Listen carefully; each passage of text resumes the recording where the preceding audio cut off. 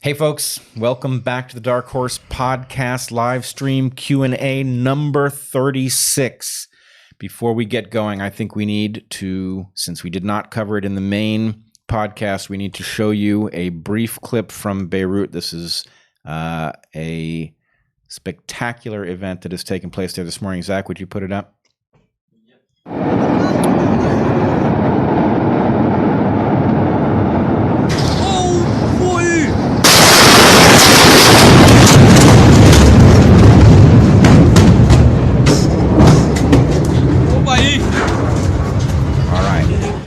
So there's a lot of footage of it as a result of the fact that there was an initial explosion, which had a lot of cameras pointed in the direction of the billowing smoke and then the gigantic explosion. I see indications on Twitter that the culprit may have been 2,700 tons of ammonium nitrate that had come in on a ship into the port and had been moved into warehouses there. So this is very similar stuff that was used to blow up the Murrow Federal Building by Timothy McVeigh many years ago. That was apparently 2 tons. I don't understand what you just said. You say what you're seeing suggests that this was an accident or intentional? Well, let's put it this way. I believe what early reports are always wrong, and these are still early reports, but it looks like there was a large shipment of ammonium nitrate that was brought into the port for normal purposes. And, could somebody have set it off? Could somebody have shipped it knowing that it would make the port vulnerable? Who's to say? But let's just say the indications so far don't seem to suggest that. They seem to suggest a massive amount of explosive material. And I'm sorry, I'm just not tracking. The reports so far don't seem to suggest that it was intentional. That it was intentional. Okay. Yeah. Yes. So anyway, can always change. But anyway, a terrible tragedy that has happened there. And it is clear from the video that a huge number of buildings were just simply obliterated. So how many people were in its path is very hard to say at this point. But it's certainly a very dramatic event. It makes you wonder why anybody would allow massive shipments of materials that are this explosive, because the danger is obvious. Yeah, that's terrifying. All right, on to the Q&A. All right, we're going to start with 3 questions from episode 35 that we did not get to and that were interesting. First one is, there's a dog in the room. Hi, I'm a big fan. What was the point of the evolutionary process to have an appendix? Why is it not an essential organ anymore? And I wanted to pose this question because it is something that we have addressed directly in the first of our health and medicine chapters in the book that we are writing that will be out next year. So I don't know if we want to say anything more than that right now. Well, I do want to say at least one thing. Okay.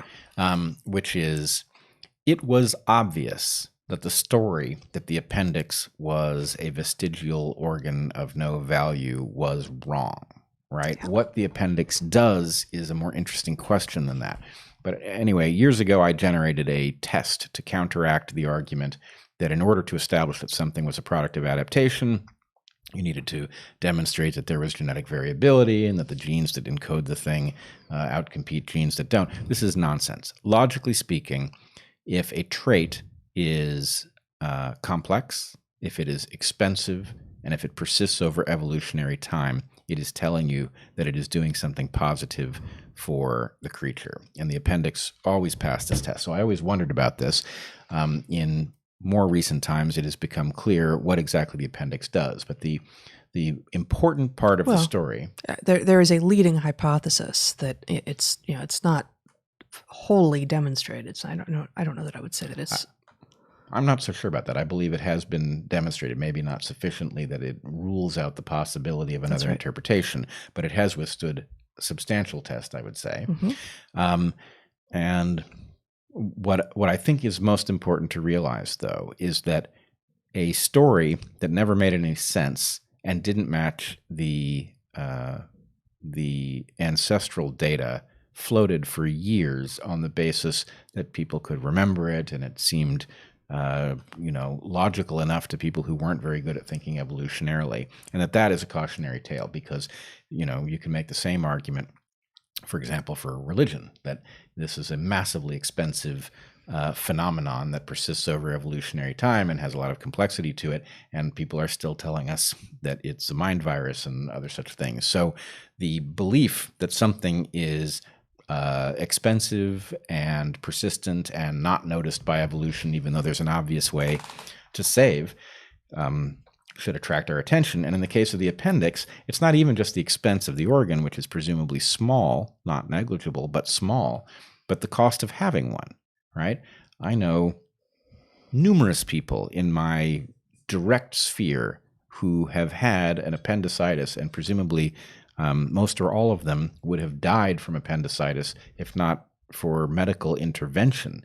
And what that says is that the fitness cost of having such an organ is potentially very large. But here's the teaser. So we're not gonna go into the whole story right now. The teaser is, consider what about, so the appendix is part of our GI tract, our gastrointestinal tract. So consider in our GI tract is what takes in our food and converts it into nutrients that we can use and allows us to get rid of the parts that we can't use.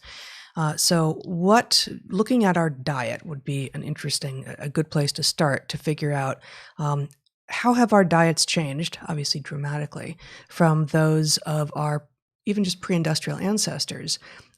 That question is relevant, especially in light of the finding, which probably many people don't know, which is that the rate of appendicitis is incredibly high among post-industrial people. That much we do know. Bret just mentioned that he's known several people with extreme bouts of appendicitis. Including your dad.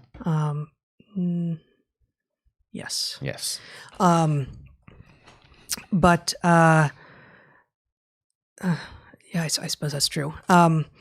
But what is true, what is more interesting, is that pre-industrial people have almost no rates of appendicitis.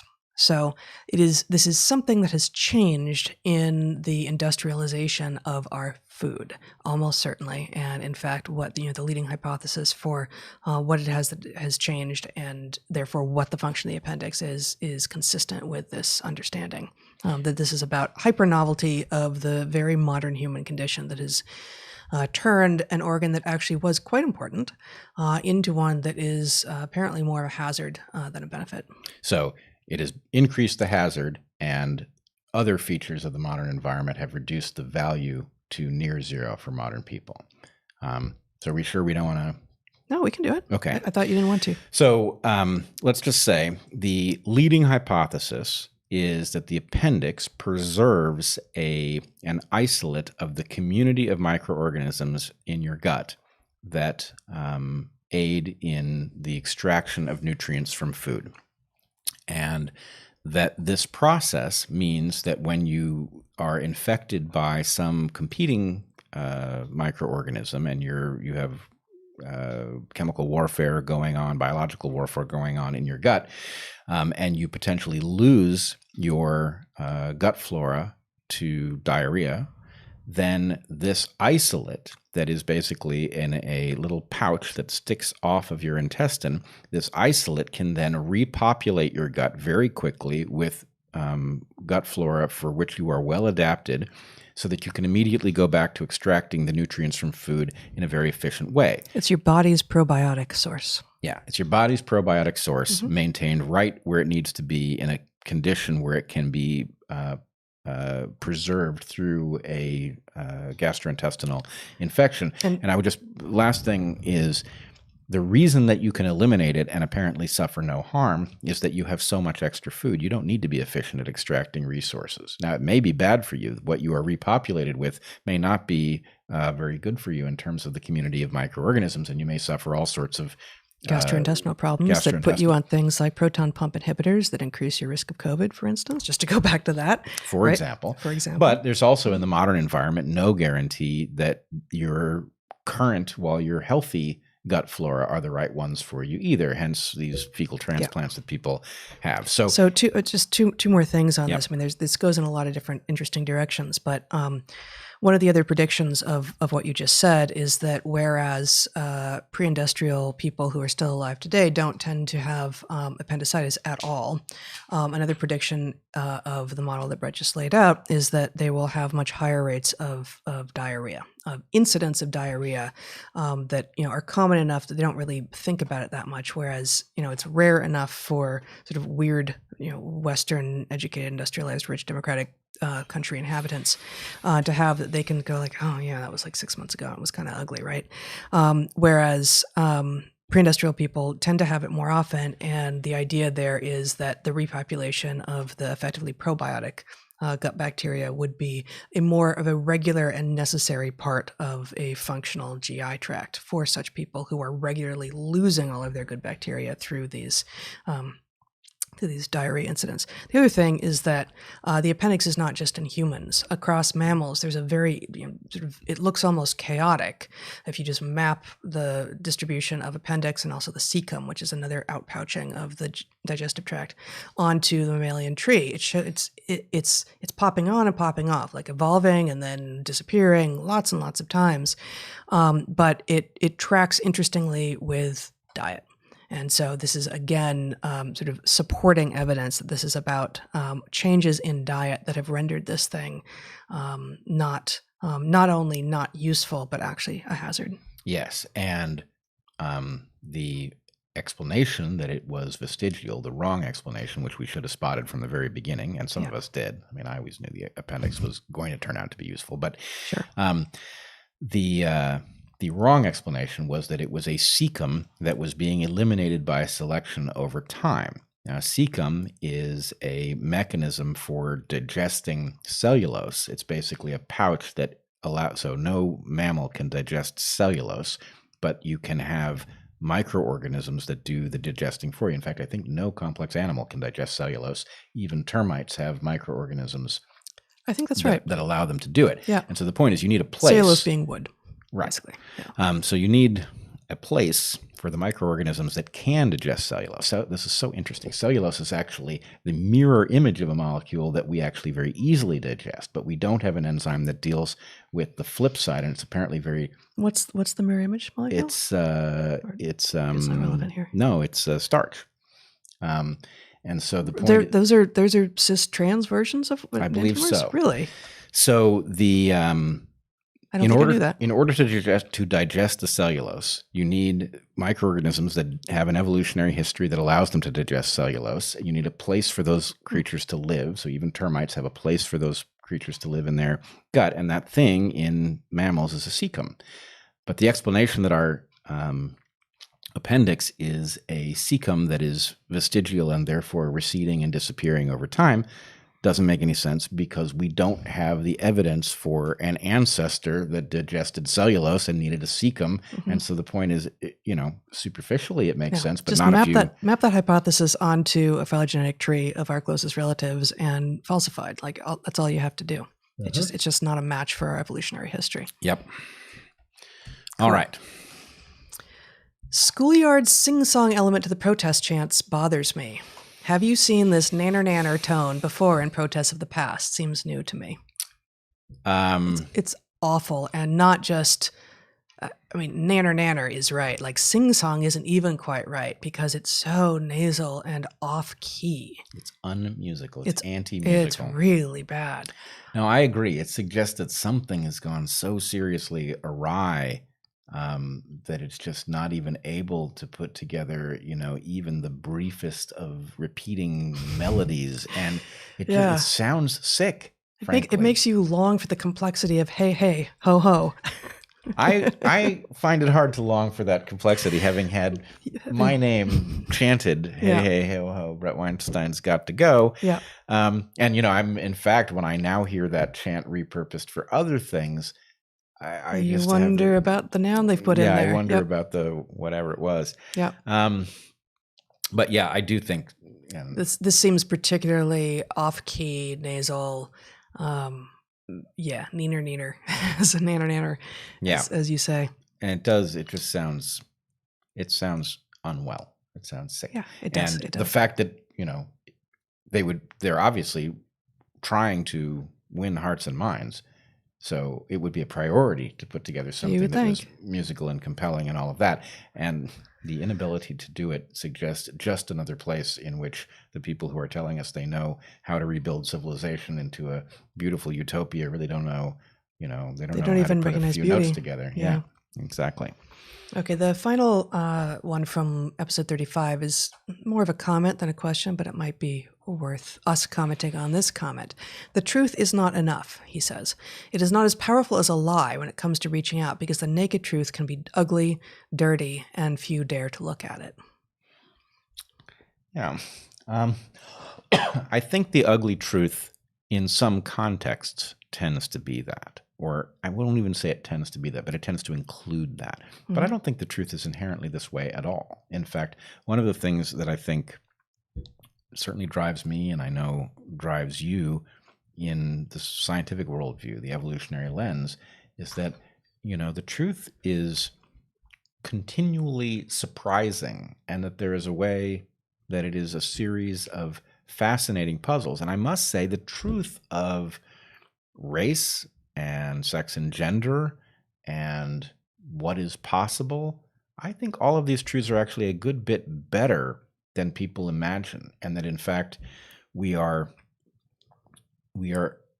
losing the courage of our convictions because many people have come to fear that the truth is so ugly that we need to fictionalize over it, and that in fact if we were to confront the truth, it's not all sunshine and rainbows or whatever it is, but the ultimate answer is quite tolerable, and the tragedy of us missing on what it would be because we are too afraid to go looking is it'd be hard to overstate it. First question for Blast Hour. How does egg donation for assisted reproduction affect evolutionary biology? How does it relate to concepts like certainty of maternity, or the comment on the last stream that all of your ancestors were successful? There's a parenthetical here, ends with the recipient. Point being that egg donation effectively creates two mothers, one of whom is not successful in the usual genetic standard sense. Yeah, well, I think very frequently we lose track of the essential element that we are that we should be tracking for a given purpose. So, for example, when people say, "Oh, that's not his biological child," or something like that, when somebody has been adopted, my sense is no. A father, for example, who raises a child has tremendous influence in a most biological fashion. Mm-hmm. You have to understand that culture is biology every bit as much as genes. So it is fair to say that somebody is not someone's genetic child, but it is wrong to say that it is not somebody's biological child. And to say that, it happens we don't have any adopted children, but if we did, and that child said, well, that's not my real father, right? No, your real father is actually much more the person who raised you than it is the person who donated the genes. For one thing, the genes aren't all that variable in interesting ways. What you learn from your father is tremendously variable. And so the point is, we should be tracking the important part. In the case of donated eggs, you've got, from evolution's perspective, it's the genetic lineage that matters. From the perspective of the human stuff that's actually important, right? It is certainly going to be the person who raises the offspring. And so the question is, for what purpose, right? There's also, it further splits up. Adoption is something that's been around for at least thousands of years, and probably millions, actually, because we see children being adopted effectively by other mothers who are at the appropriate developmental stage with their own children in chimps and bonobos, I believe. Yep. But typically by relatives. Typically by relatives, yes. If their mother dies, right? Only under duress. But this idea of egg donation does partition this even more, so you do have even more impact on a child's development, even if it's not your genes that, even if you didn't contribute either of the gametes to the child, but if you carried that child in your womb for 9 months, that's a lot of input. That's a lot of environmental input that you would not have otherwise. So it's you're impacting that child's life from an even earlier stage than you do when you adopt a child at birth. Yep. It also is the case that in an implanted egg, I mean, for one thing, a woman can preserve eggs and then have them fertilized and reintroduced later in her life. But this also introduces a kind of uncertainty of maternity that previously as is in the question. has never been an issue for females. So the basic answer is, look, this has every impact on the genetic thing, which is what evolution in the narrow sense cares about. It is not at all what we should care about. And therefore, there's a question of, can we track the parameters that matter most? Like what sort of human will be created, how capable, fulfilled, decent will they be? But I mean, we still, so much of society is still around basically issues of certainty of paternity, whether or not people know that. Sure. Right? Like people don't like to talk about it and want to pretend it's not true. But the fact that certainty of paternity has driven mating systems and social systems and whole civilizations forever doesn't change just because we should be focusing on the other stuff. And so the idea of introducing this new uncertainty, this certainty of maternity, is a very interesting question. Although I think really, I'm not too familiar with all of the sort of reproductive assisted technologies and the ways that they get used. But often I would think that really you just have certainty of non-maternity.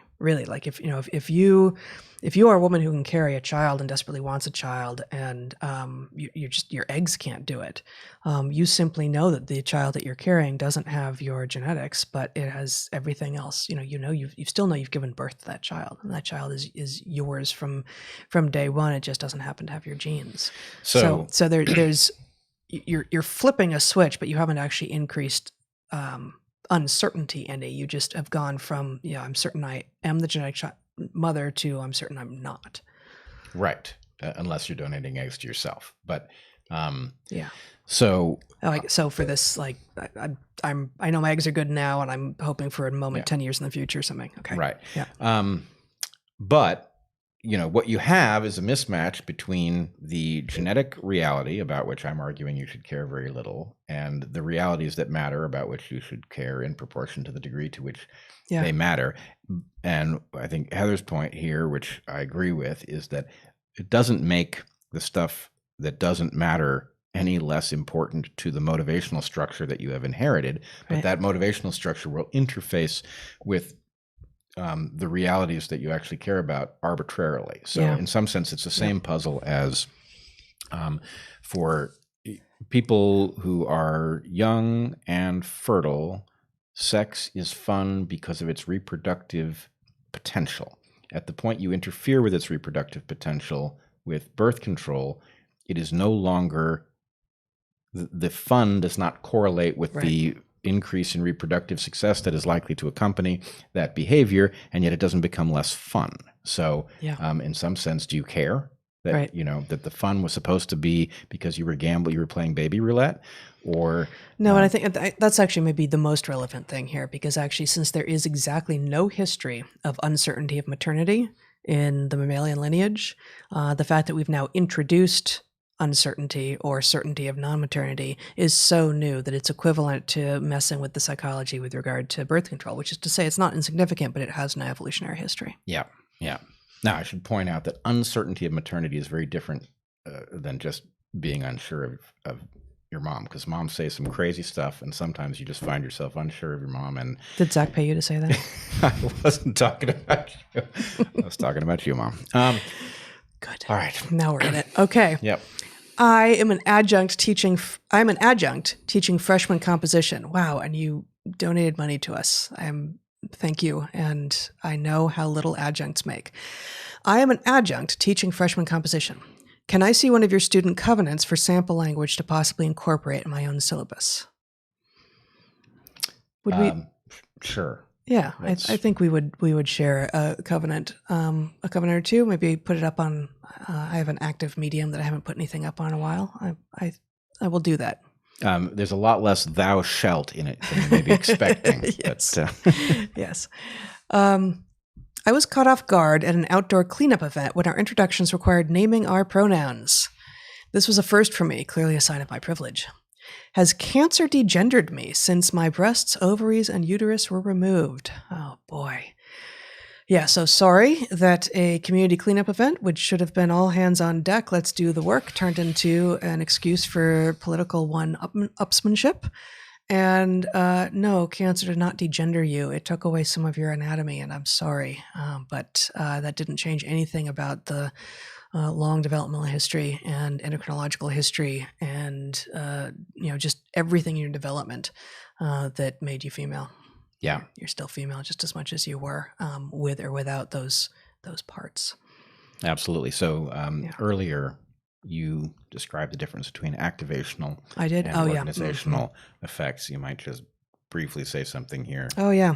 So there's a model in endocrinology that is pretty good. It's probably a little bit too simplistic, but which is speaking to the ways that hormones affect the body and development. And they're being, broadly speaking, two categories, activational and organizational effects.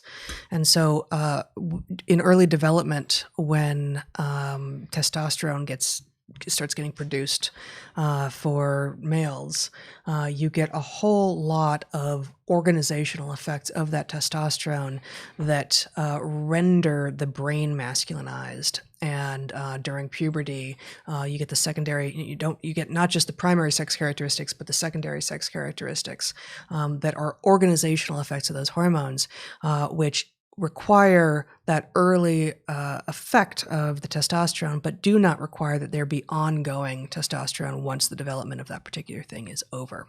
Compare that to activational effects, which basically turn on when you've got the trigger, be it testosterone, estrogen, serotonin, whatever it is, and turn off when you don't have the trigger.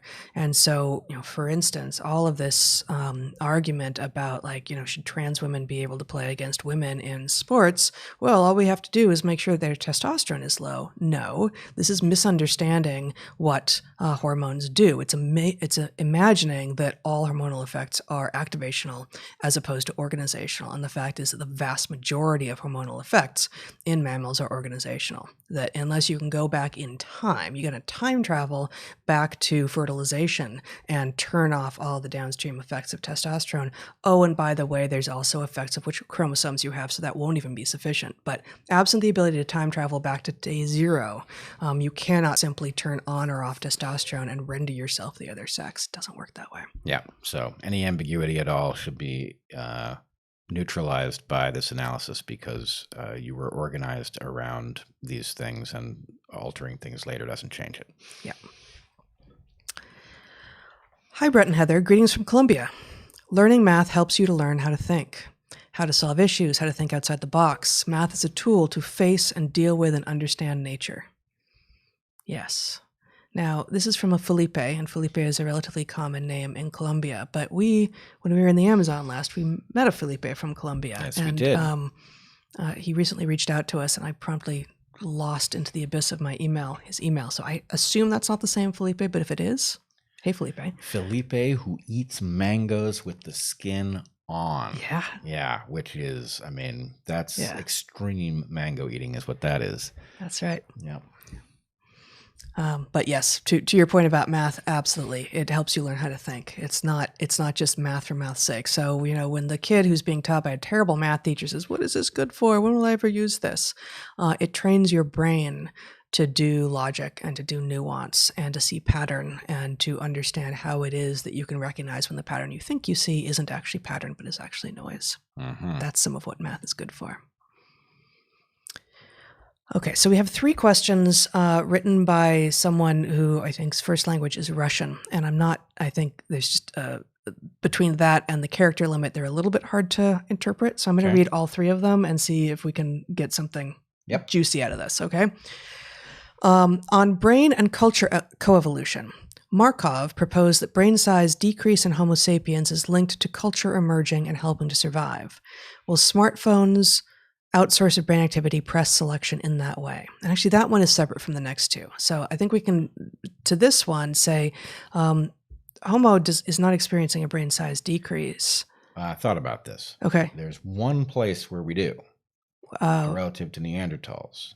There's like a loss of a lobe, and we don't know much about what it is. But it's certainly. But of course, we are not using the paleontological species concept, right? Like Neanderthals didn't precede us. We didn't all evolve from Neanderthals. People of European descent have a little bit of Neanderthal genealogy in us, but for the most part, Neanderthals is a branch off of the Homo sapiens lineage, and really we see within mammals an increase in brain size to body size ratio. Within primates we see that accelerating. Within apes we see that accelerating, and within the hominid lineage, within the Australopithecine and Homo lineage, specifically we see brain size to body size increasing, and specifically the cerebral cortex increasing relative to the size of the rest of the brain. But if that question was rephrased within rather than in, this would be a case of a reduction within Homo sapiens. That's the only one that I know of, right? I mean, Neanderthals A is a different species, and it's a branch. So I don't know that I think there's still something interesting here, but I just wanted to make sure that we see other than Neanderthals appearing. I'm not sure about the additional lobe in Neanderthals. I don't know this. Yeah. Because that would be a totally new, I guess it would be a different lobe within the cerebral cortex. So within the telencephalon. It's not a hemisphere, just a particular lobe. And we know, obviously, because we don't have any Neanderthal brains to look at, all we know is the volume. But it is pretty likely that one of the reasons that Homo sapiens outcompeted Neanderthals was plasticity, and it may have had to do with the degree. I have never believed that Neanderthals did not have language. They pretty clearly must have, but they probably had reduced capacity to transmit abstract ideas using language, and so it is true that basically a sort of exporting of certain functions to other brains or other mechanisms would potentially decrease the amount of space necessary, and there's intense pressure to make the brain no bigger than needed because big brains are vulnerable, they're expensive to run, and they're expensive to build. So yes, that is likely. And I thought that I would take this opportunity to give a recommendation on a novel, which is William Golding, who is most famous for Lord of the Flies, wrote a book called The Inheritors, in which he imagines life in a band of Neanderthals. And he imagines them, if I remember correctly, without language. We actually read it in a program I taught with a linguist, and it was her suggestion that we I'm going to turn this way because we've got noise on our driveway now. It's quite excellent, and it really gives some insight in a narrative form to what it might have been like to live as an alternative form of hominid some tens of thousands of years ago. Cool. I don't remember. He doesn't specify when. Anyway, okay. So the next two questions from the same person. I'll read them as they're written. Let's try to make sense of them here. Could you please describe your opinion how the propaganda could be handled? Social media, filter bubble, YouTube, etc. assigns opinions to people. Critical thinking is rare. Also, with regard to brain and talent, is it nature versus nurture, or brain and talents define success and the invisible inequality that couldn't be changed? And 3, it's a great idea about poor communities with a broken culture. How do you see the way out? Yeah, all kinds of social and canine chaos here. Yeah. So I would just say a few things. One, I believe we are struggling and to some degree successful at figuring out how to navigate a world of garbage, including propaganda being intentional garbage rather than noise. But that in some sense... That's a good definition. Yeah. In some sense, IDW and all of the things that look and function like it, long-form podcasting and the like, are experiments in this. And in some sense, I don't want to reduce it too much because, the magic is what it is for whatever reason you're tuning in. But why are you tuning in, right? You're hearing people talk, off the cuff about things. Those people have some level of expertise. They have some track record at being able to, guess what's interesting, what's important, what can be discounted, able to look at a story and say, actually, that claim is suspect, and here's why I think so. But, it's really odd that you would want to tune into a conversation between people that you've never met. On the other hand, it turns out that really the game is about You are figuring terrible at self-promotion. terrible, I must say. so bad, but it's Yes. actually part of Yes. why people trust me. I is that know. I just suck at it. Why are you here? Yeah. Well, why are you here? But Yeah. here's the thing: if the question really was, look, all there was is conversations between people, and your ability to figure out what's true is a question of how good is your discernment at which conversations tend to be at least more informative than they are misleading. Maybe most conversations are more misleading than informative. So there's some small subset of conversations that are more informative than misleading. And then the question is, well, which one's a good return on your investment of time and thought energy, right? And so, there's some pinnacle of that. And then there's things below it. And then there's the question about, it's not an absolute value, because there's a question of what's important to you, right? It may be, there may be discussions that are really high quality on topics that wouldn't be that much use to you to know about. So anyway, you're choosing to invest your time tuning into a conversation, and the who you tune into because of how it plays out. For me, what I would do is I tune into a conversation, and then I see how it tracks what later turns out to be judgeable as to whether or not it was accurate and important, and see which conversations prove to be predictive. It's sort of loosely scientific. So what's the solution to propaganda is a system in which those conversations that tend to be insightful about important things over time, the conversations that prove out, are the ones that more people tune into. And then what does that develop into? It's collective sense making, right? And this is part of why the Joe Rogan, Sam Harris universe of podcasts is the important and a controversial force that it is that in some sense it has demonstrated that even though it makes mistakes just like everybody else, over time, it turns out that people who tune into those discussions have ended up enlightened relative to those who have tuned into the mainstream stuff, which is really low quality. And anyway, so something like that would be the answer. Good. That was the next part, but I think you... Yeah. Yeah, one more thing on the brain talent, nature versus nurture thing. The thing to know about humans is you've been told nature versus nurture is a bad dichotomy, and it is, because it's always both. However, what you haven't been told is that human beings are the most nurture-based creature of any that has ever existed on planet Earth.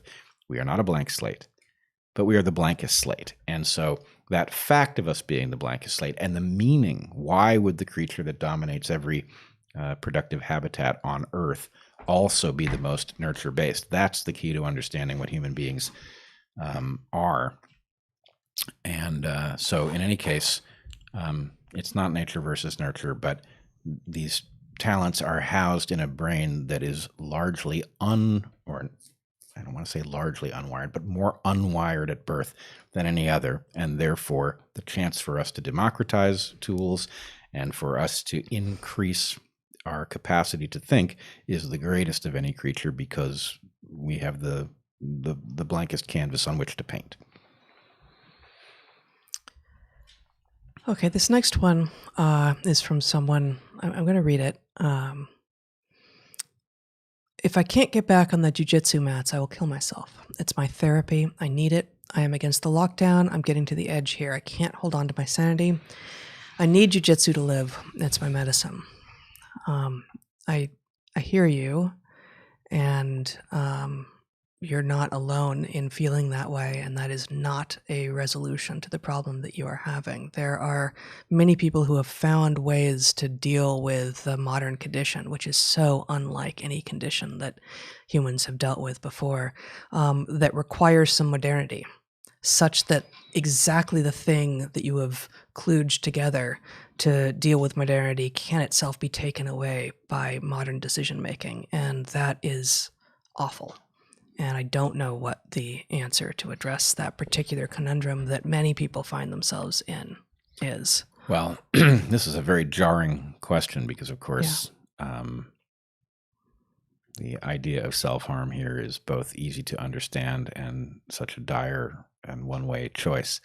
I would say there has got to be, and this is something we've been on about for months now, our failure to understand that there are things, idiosyncrasies about our situation that work against us, and there are others that work for us. And we are not leveraging the ones that work for us so that we can afford to borrow more where we are more constrained. And so I would say, look, surely there is a way to reformulate what you're doing in jiu-jitsu so it can be done outside during the day, UV light. Maybe it has to be done with a mask. I don't know, frankly, if that's possible, impossible, imaginable, not imaginable. I know I don't feel very good about riding a bike with a mask, but I see people doing it. Yeah. So I know it's not impossible.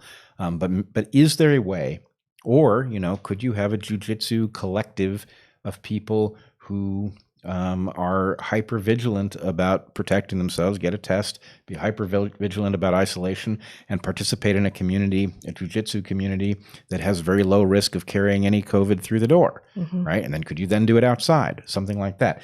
When, presuming you're in the Northern Hemisphere, which most people are, at the point that it is no longer sunny out, I mentioned a long time ago, I haven't heard anybody respond to it, but, couldn't we have light bulbs that put out UV light when nobody's in the room, right? Couldn't we have like self-purifying rooms in which, these risks were reduced? Yeah. What can you do with air circulation, right? The way we circulate air currently may make things worse, but surely there is a way to circulate air that would make them better. And, look, you're spelling out just how dire the problem actually is. It's not an aesthetic question. This is something built into your core, and you need it. And we all have those things. And I mean, that's so key. It's not an aesthetic question. And depending on which side, which camp you've decided, which tribe you've decided to belong to, you will have become accustomed to being mocked by the other side for something on the basis that this is just your preference and this is just an aesthetic thing. And that may not be the word that they use, but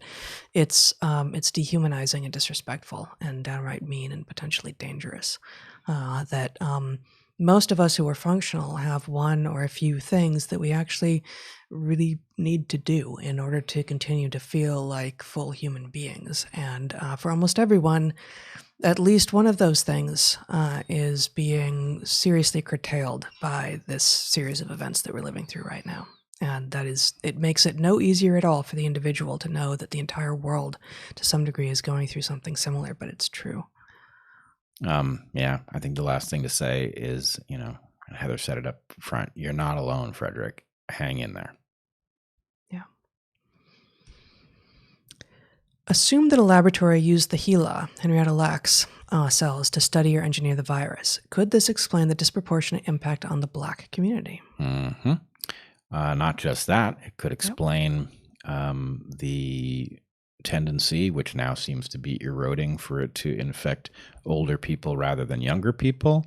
It could have all kinds of impacts. And, this is a two-piece... She wasn't old, I think. No, but she was certainly well into adulthood. Yeah, she was 60s maybe. Yeah. So initially, this was much less prevalent in kids, even though kids are much more likely to snot all over each other and, that kind of thing. Yes, they are. Right. So anyway. I can't remember the last time that happened between adults. No. It's not as common, to be sure. Yes. But, my point would be, look, on the one hand, if this is a lab escape, which is ever more likely, it has all kinds of implications for what it's programmed to do and what it is incompetent at doing. And the more frivolously we treat this, the more tricks that it cannot currently do that it will learn. And I worry that one of these things is that the tendency for it to infect children at a greater rate, which we are now seeing these reports, that this is a trick that it has now learned on top of what it knew when it jumped oceans. And we should treat this stuff much more carefully. It probably doesn't transmit very much outdoors during the day at this point. We should preserve that because it's a godsend, right? We should preserve that at all costs. The last thing you want is for it to figure out how to transmit itself outdoors. So there's nowhere to go at the moment. That's we have right. a vast landscape of places outdoors that you can go in reasonable safety. Yeah. And that's to be cherished. That's right. What time are we at, Zach? We're at 46 minutes. Okay. That's sort of what I was worried about. You're going to say, let's do 2 more here and then skip to the next live stream, okay?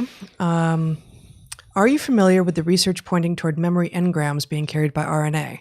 I imagine this must be a mechanism for transfer of fitness needs. It must also impact society and its evolution, with each generation potentially reinforcing that memorial lineage. Maybe tendency of cultural insanity skips generations, like schizophrenia. I want to proceed with great caution about the idea of engrams being transmitted in or on the genome. Yeah, I've seen just a very little bit of this in the past, and it did not strike me as particularly compelling, but I have not run into it lately, so I have very little.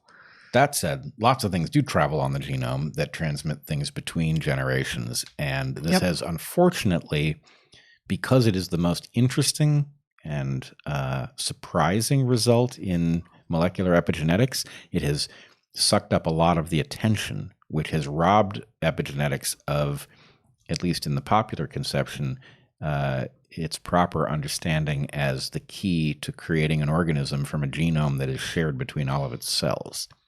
So anyway, I'll just put a placeholder there. We can talk more about that some other time. All right. Okay, one more question here, and then we'll go to the next live stream. I am one of those conservatives you mentioned in the beginning.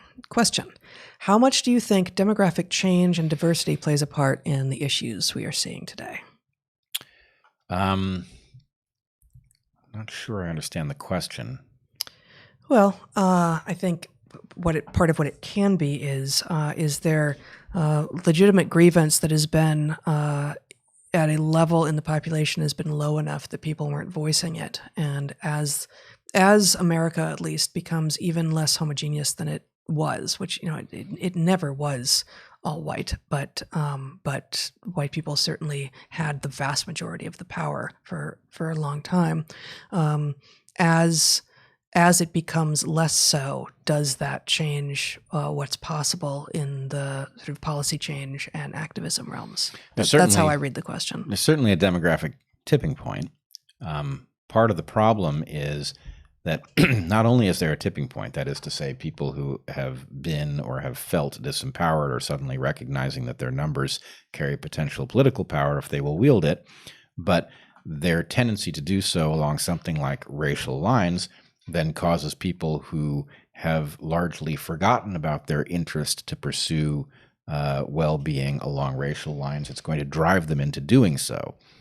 So I've called this the speak of the devil problem, where by accusing civilization of being white supremacist where it isn't, you will cause white supremacy to emerge because whites will be forced to look at their interests as a racial group because they're being challenged as a racial group. So that's a very dangerous property, and we ought to be incredibly cautious about it. Yeah. All right. Let's get through as many of these in this hour's Super Chat as we can. Can you stop making such an amazing podcast so often? It's too good to skip an episode, but you stream faster than I can watch. Anyway, thanks. Deal. We will. Yeah, but we don't want you taking the hit. Now, we probably will roll back to once a week at some point. But at the moment, this is working. At the moment, we're going to cut back to once every half week. Good. Wow. We do need that cricket sound effect. Yes. Thank you both for what you do. I'm sorry this is cheating. I gave as much money as I could, sent Bret relevant advice inquiry on his Patreon. It was too long for chat. Any advice is appreciated. Zach, if you would just highlight that, we'll see if we can shorten it and read it at the top of the hour next time. It's what I've got highlighted here, 34. Why have Dordic and Dutch people? Nope, that's not what that says at all. People. Nope. Why have Dutch and Nordic people become so tall in recent times? Apart from sexual selection mechanisms, are there advantages to height, like having more skin surface to make vitamin D in high latitudes? Thanks. Wow. So the final part of that, like having more skin surface to make vitamin D in high latitudes, of course, goes exactly opposite the usual explanation for why historically, ancestrally, high latitude people tend to be more sphere-like, because the closer you are to sphere, the lower you basically lower your surface area to volume ratio, and so you lose heat less quickly. So while I like that as a hypothesis, it definitely does remind me of the kind of sort of adaptive arm waving that people in our field are often accused of doing. Right. I think it's not going to be that, because obviously becoming taller and typically lean, they're increasing their surface area to volume ratio, making them more likely to lose extremities to frostbite or just die of hypothermia more generally. So is it just sexual selection? Is it warriorness? What else might explain the height? And I'm going to go ahead and call them the Dordic and Nutch people, because that's how I misread it the first time. I have not seen this question before, but I have what I would call a deep out of the money hypothesis here, which means very unlikely to be true, but big payoff if it is. All right, do it. One of the things you will notice, one of the things I always relearn when it becomes biking season again after winter. Yes. Is that I have forgotten how to dress for it. And actually the same thing, maybe more importantly, in reverse. As bad weather sets in, there's a tendency to try to dress for the weather as you leave your door. But if you dress for the weather when you leave your door, then you quickly overheat, given whatever you're wearing to keep you to dry. And you mock me for this. Okay, at the top of the hill, you're going to have to take off your scarf. Well, at the top of the next hill, you're going to take off your jacket. But here's my point. Anyway, go on. In the summer, you're closer to naked. Right. Mm-hmm. And the thing is, you have a fantastically complex system for maintaining a very narrow range of body temperatures that involves capillary beds that can open up to get rid of heat really quickly or close down to preserve heat. Right. And it's all happening all over your body with different extremities that function as radiators. And it's a very complex system that you don't need to know anything about. And it works beautifully up to a point. Right? There's a point at which you're creating more heat than you can shed, and then you're at risk of heat stroke. But that point is pretty freaking far off, right? Mm-hmm. You can do a lot of stuff on a very hot day and not get heat stroke. So, if you've got some basic level of fitness. Yeah. You with some basic level of fitness, your body can keep you in that range. And what you don't appreciate is how active a process that is of shedding heat and preserving heat in order to maintain ranges that are really tightly constrained, because they have to be, because every enzyme in your body is actually dependent on that range in order to even work very well. So total collapse comes if you get too far outside of this range, and you've got this automatic system that does it beautifully. You put on a sweater, worse a jacket that doesn't breathe. And the point is that internal system is still trying to do what it does, but it runs into something it can't control, right? So in other words, it'll, if you start to heat up in your jacket as you're biking in December, your body will react as if you're naked, and it will flush your radiators, your back and your limbs with blood in order to shed the heat that you're building up. But if anything it's shedding inside of the jacket isn't really shed, it builds up, right, the way warmth does in a wetsuit. And so the point is, you very quickly get to a point where you're just building up heat and you can't shed it because something you've put between you and the world is interfering with the natural processes that allow this thing to work. And so, deep out of the money hypothesis, why are they so tall in Scandinavia? Right. So here's the question. What if you had an ancestral population that, instead of being in the position of facing winter and having to relearn how to dress for it, was actually kind of built for this process, where it did wear these external things, and somehow the internal bodily processes have to be able to shed heat through whatever it is that you tend to wear over your surface, and that process has been coordinated. And so we tend to think people who live closer to the Arctic Circle will be rounder in order to preserve heat, because losing heat is the thing that threatens them. But if you are a more technological population, where you are operating very regularly in these circumstances, where you are interfering with freezing by putting layers over you, you might actually want an increased capacity to radiate. Basically, the person isn't the system. The person plus the clothing plus the food used to fuel the organism is the system. And that, in fact, you would get a body form that looked more like a Kenyan, because the sum total of the system would work better. Again, very unlikely that this is true. So the hypothesis is Scandinavians are tall because clothing, and that's a bit of a caricature, but that's at it. least That's it in a nutshell. But the prediction then is for nearby but more southerly populations, say Germans and French and such, who aren't as tall on average, that at the same moment when the Scandinavians were becoming tall, that the more southerly populations had less clothing technology.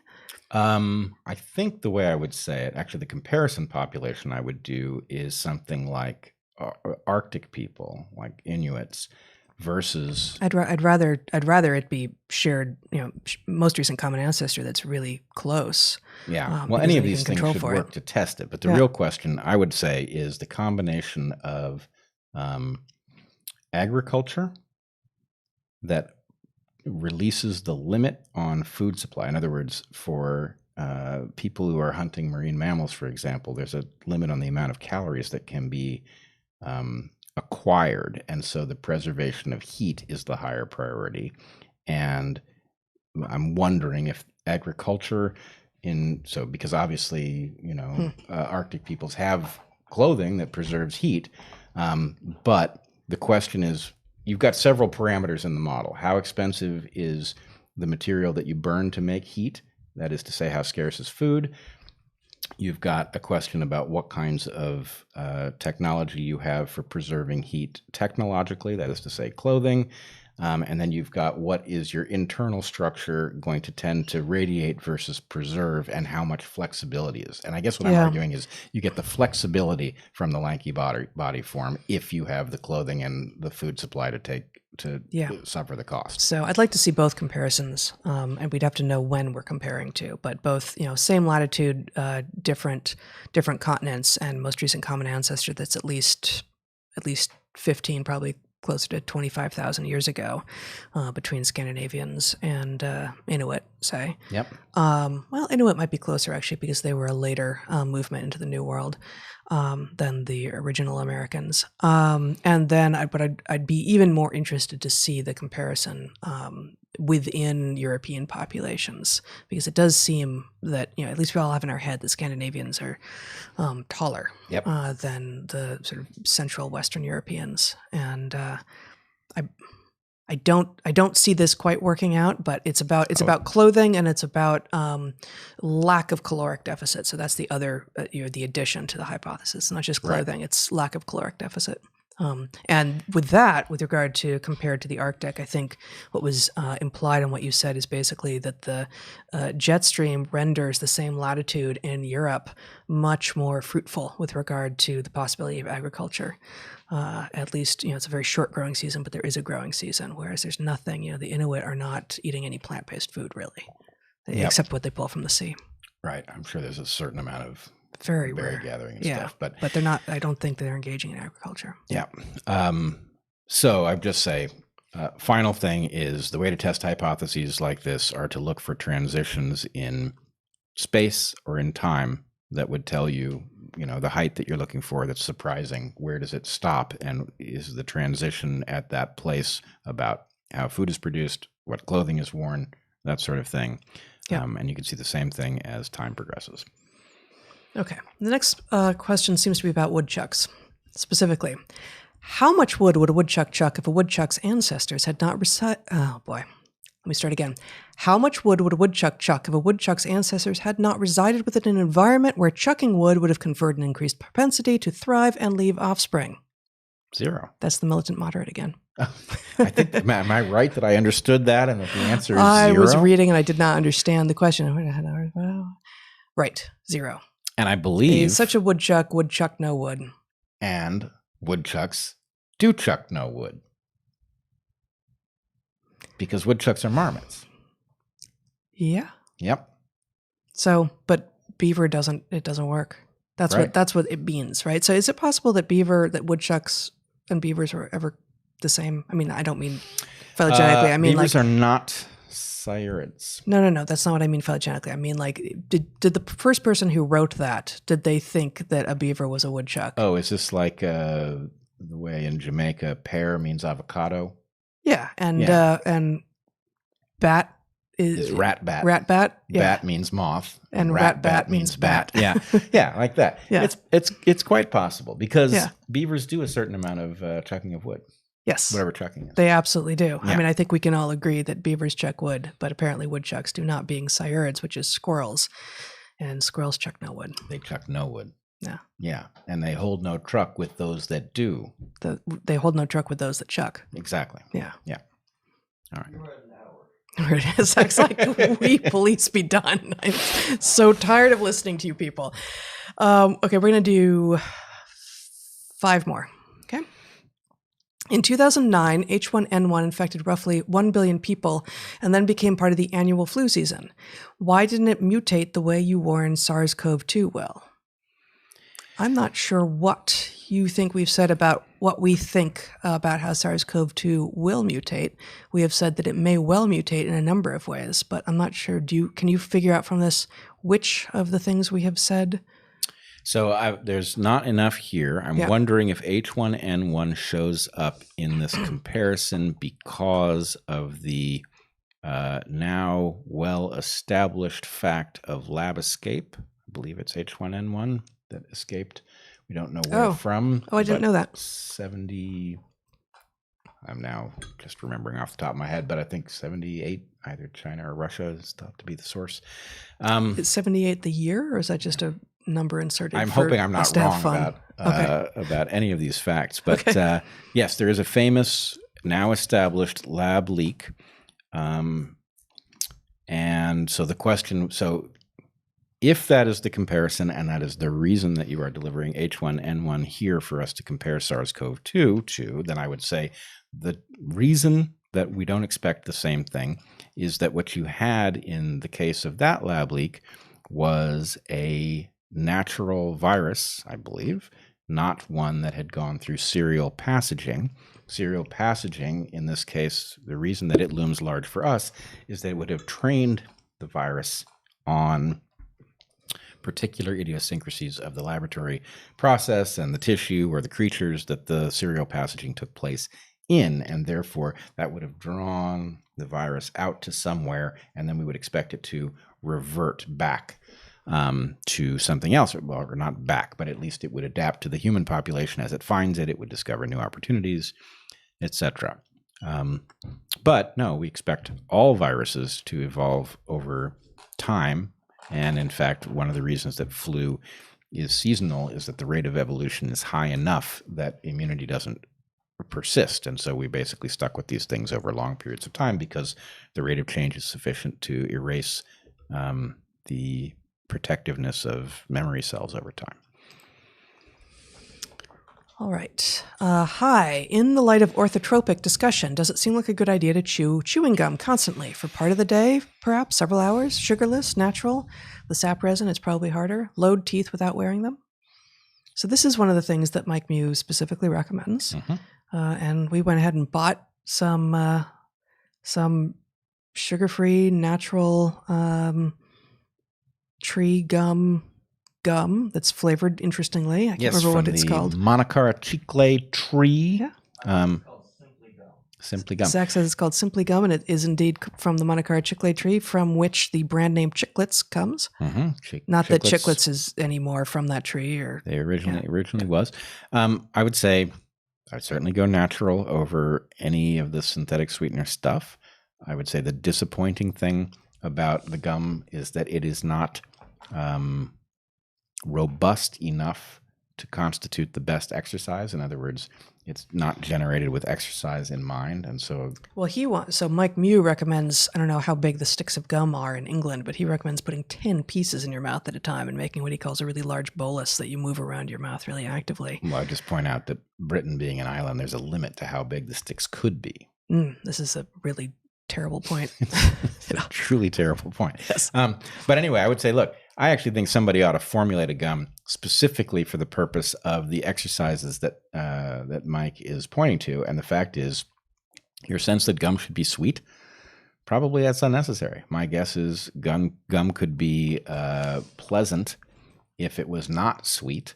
In other words, mint might be enough. Sweet is not necessary to go with mint, even if we sort of associate the two. and that a gum that was formulated to resist better would be useful. So anyway, there's a lot that could be done to make it better. But I would also point out, it is not a simple matter of chewing gum, I don't believe. I think he's got specific, Mike Mio has specific ways that he wants you sort of moving it around your mouth and then flattening it against the roof of your mouth. Pulverizing it against the roof of your mouth to strengthen your tongue and all of these things. So I suspect that this is super useful, but we haven't found the ideal admit, gum yet. You and the kids have actually been doing it more. I think I tried it twice. I'm sort of like, I gave up. Yeah. I just don't like chewing gum. I never did. Maybe you could get someone to do it for you. Oh, that's good. Yeah, let's outsource the work that we need to do for ourselves. This is exactly how we got here. Yes. Yes, it is. Okay. Heather, I know you're seeking art free from a woke lens. Yes, I am. My girlfriend's young adult novel introduces Enlightenment values through a plot device of learning to cast magic within a contemporary fantasy world. Please note Dual Nature by Brenna R. Singman. Will do. Thank you. Cool. Given that trade-offs exist, 6-week lockdown kills the economy, isn't the better way out of the virus A, to protect risk groups, and B, let others work? Economy is vital for finding cure. So, this, I think there's something here. I don't think it's quite this simple, but maybe you think we can talk a little bit about our conversation that we had with our former students when they came by? Yeah, so we've got a couple of former students and a friend of theirs who also went to Evergreen, all of them scientists and sort of active in the rationality community, who came by on their way through Portland. We sat on our deck, social distancing, and talked for a while. And one of the things that one of them, I'm just not going to use their names because we haven't asked them in advance, but said was that, clearly what we need is track and trace, abundant, rapid turnaround testing with track and trace in place such that you can immediately isolate people who are sick. And one of the things you asked him was, don't you also need that in combination with a lockdown? And he said no. He said, actually, I don't think it's necessary. If you really had sufficient tests that were reliable and, really the thing that no one is talking about that is obviously super important, and this to your anecdote in the first hour today, that has a super fast turnaround. Best if it's basically instantaneous. Best if they were so abundant and so inexpensive that we could all be doing it every day when we got up. And with that, then you have track and trace, and it would free up the vast majority of us to go about our business and to do normal things and get the economy back to normal, including the scientists who ought to be doing things like working on a vaccine against this virus. So I would say plausibly such a thing could work without a severe brief lockdown. Mm-hmm. The likelihood of getting the parameters to the place they need to be in order that you don't need that severe brief lockdown is low. So probably you need to combine these things. But the other thing we need, which may ironically be the hardest of these to accomplish, is that we need to get on the same freaking page about this. You can't have half the population imagining that this is a hoax or it's not very dangerous or whatever the thing is. You can't politicize it. Very next question from the same person addresses this. Let me just interrupt with that and let you riff then. Because real lockdown isn't doable. People aren't robots to obey 100% orders. Plus, you need to manage multiple risks, including deaths from other causes. And boosting immunity could help. Check Taibbi Gallo. I'm not sure what that reference is, but go on. So anyway, the point is simply, it's not even that we all need to get on the same page for us. We are actually putting the world in jeopardy to the extent that half of us are going to opt out of whatever measures it is because we believe we're being taken advantage of by globalists or whatever. That thing is going to prevent us from managing this virus. That's going to leave the virus in the wild, give it a lot more landscape in which to experiment with new tricks. So it's going to turn into something new on our watch. And what initially may have been a failure of a laboratory involved in an international effort to study these things is going to be, and it then is spread by bad behavior on the part of the Chinese Communist Party, is then going to be our responsibility for having allowed it to equilibrate and experiment and learn new tricks on our watch. And we are going to be quarantined by the rest of the world, which is certainly not good for us. So all of these things suggest, no matter what you think the reality of this virus is, you should participate with the rest of us in driving it as close to zero as we can get through being very careful with each other. And it is somehow this loss of empathy and this belief that people who disagree with you are inherently wrong and stupid and suckers and all the things that people tend to think those who disagree with them are. This is not the case. We know we have a virus. It is real, I assure you. We know people who have it, right? It's serious. We know that it does harm and that these harms are unpredictable, long-lasting, life-altering harms. That's enough. We should be very serious about taking care of it as quickly as possible and, take it from the evolutionary biologists who have been on about this for months. You don't want to give it room to experiment. That's where we undo well-being, is we give it room to experiment, and then by the time we get savvy about this thing, it's too late because it has now become endemic to humans, right? That's not where we want to be, and we still have the potential to prevent that from happening, but not if we're in different places about it.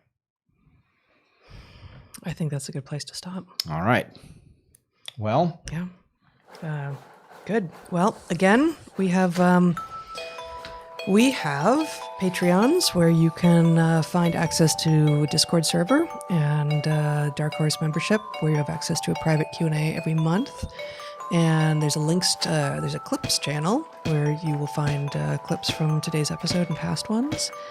And Unity 2020's first campfire is tomorrow night. It sounds like at 6 p.m. Pacific, 9 p.m. Eastern. What else? Thank you all. Yes. Thank you. Thank you so much for your support. And like, subscribe, comment, challenge, shake your fist at the screen if need be. But we won't see it. It's not the way this works. We'll feel it.